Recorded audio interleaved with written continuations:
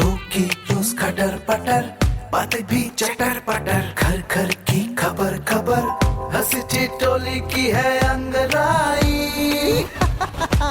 Radio Raju भाई, radio Raju भाई, radio Raju भाई, राज मिस्त्री का अपना रेडियो।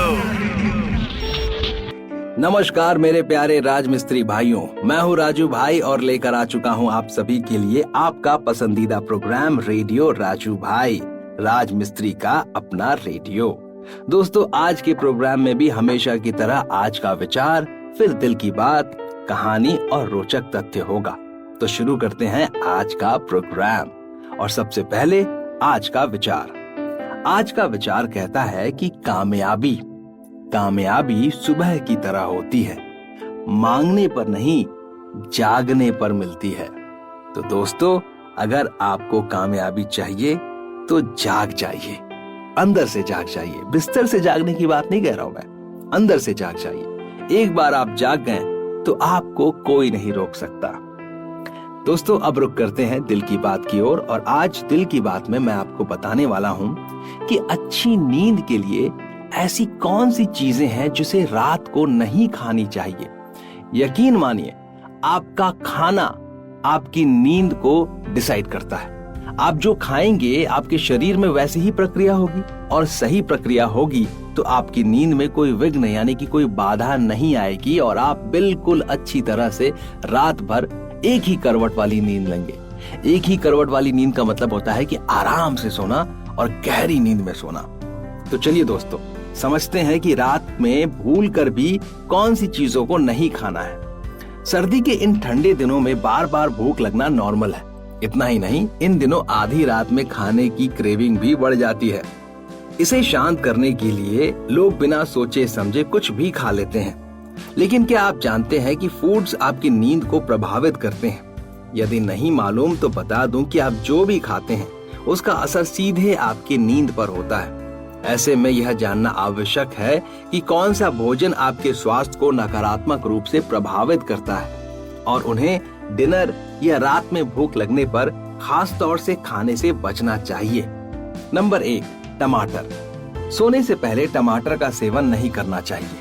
यह अम्लीय होता है, जिसके वजह से रात में इसके सेवन से ब्लोटिंग और अपच की समस्या हो सकती है। इसके साथ ही इसमें टायरामाइन होता है। NCBI के अनुसार यह एक प्रकार का एमिनो एसिड है जो मस्तिष्क की गतिविधि को बढ़ाता है और नींद में रुकावट पैदा करता है। Number 2, broccoli.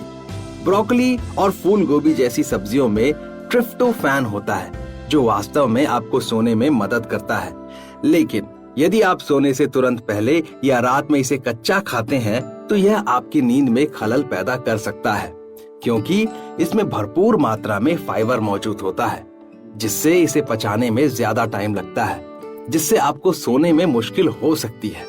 नंबर 3, मसालेदार फूड। मसालेदार भोजन खाने से अपच और एसिडिटी के लक्षण हो सकते हैं, जो आपकी नींद में खलल डाल सकते हैं। इसके साथ ही सोने से पहले मसालेदार भोजन से आपको गर्माहट महसूस हो सकती है, जो नींद को नकारात्मक रूप से प्रभावित करती है। नंबर 4, ये नॉन वेजिटेरियंस के लिए है। ध्यान से सुनिए। नंबर 4 पे जो फूड आता है वो है चिकन। चिकन पशु आधारित प्रोटीन से भरपूर होते हैं, जो पचाने के लिए बहुत अधिक ऊर्जा लेते हैं। साथ ही इस प्रोटीन में अमीनो एसिड टायरोसिन होता है, जो मस्तिष्क की गतिविधि को बढ़ावा देता है, जबकि सोने के लिए आपकी बॉडी को शांत रहने की आवश्यकता होती है। नंबर 5, चीज।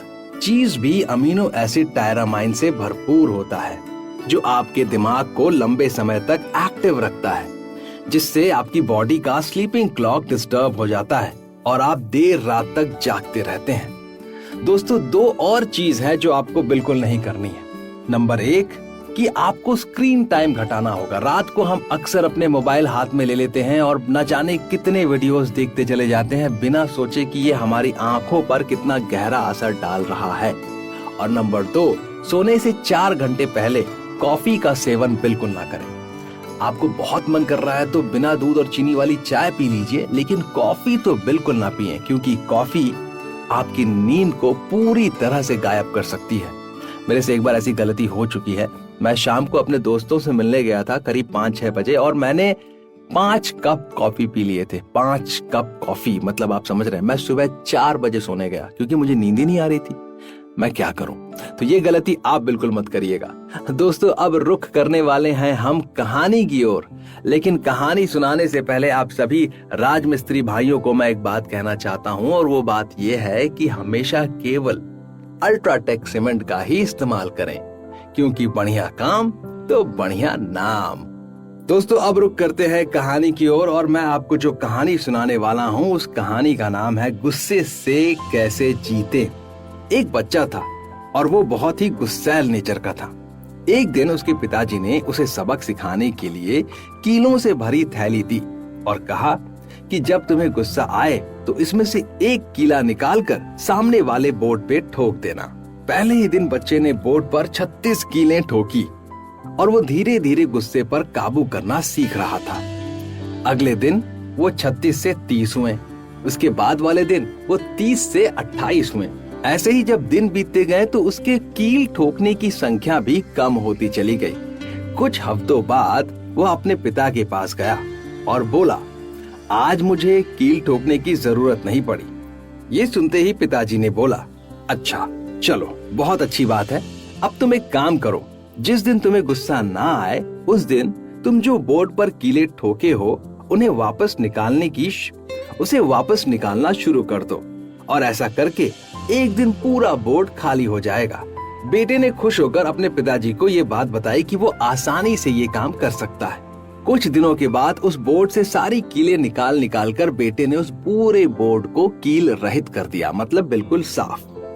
बेटा वो बोर्ड लेकर अपने पिताजी के पास जाता है और कहता है कि पिताजी देखो, मैंने सारे कील निकाल दिए।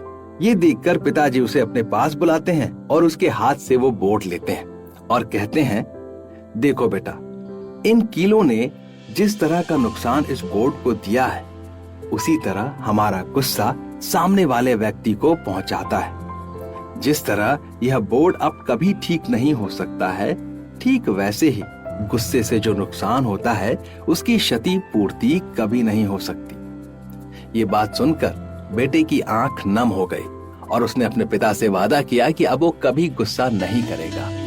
तो दोस्तों ये थी आज की कहानी। अब मैं आपसे पूछने वाला हूं कि बताइए आपको इस कहानी से क्या सीख मिली।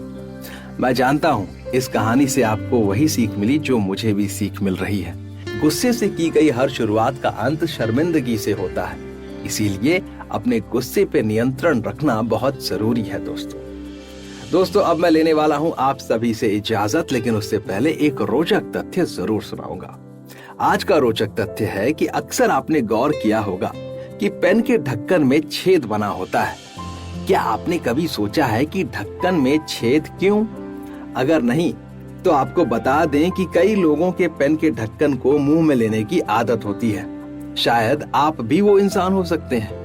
ये छेद इसलिए बना होता है कि अगर गलती से पेन का ढक्कन गले में अटक जाए तो उस छेद से हवा जाती रहेगी और इस तरह से किसी बड़ी दुर्घटना से इंस्टेंटली बचा जा सकता है।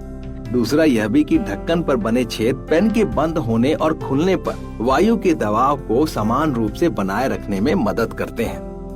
तो दोस्तों अगर आपके अंदर गलती से भी ये आदत है कि आप पेन के ढक्कन को मुंह में लेते हैं तो कृपया करके इस आदत से छुटकारा पाएं।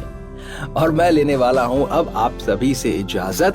हम मिलेंगे अगले एपिसोड में नई बातचीत के सिलसिले के साथ। अपना ख्याल रखें और मुझे इजाजत दें। शुक्रिया दोस्तों। रेडियो राजू भाई, रेडियो राजू भाई, रेडियो राजू भाई, राज मिस्त्री का अपना radio. Brought to you by Ultratech Cement.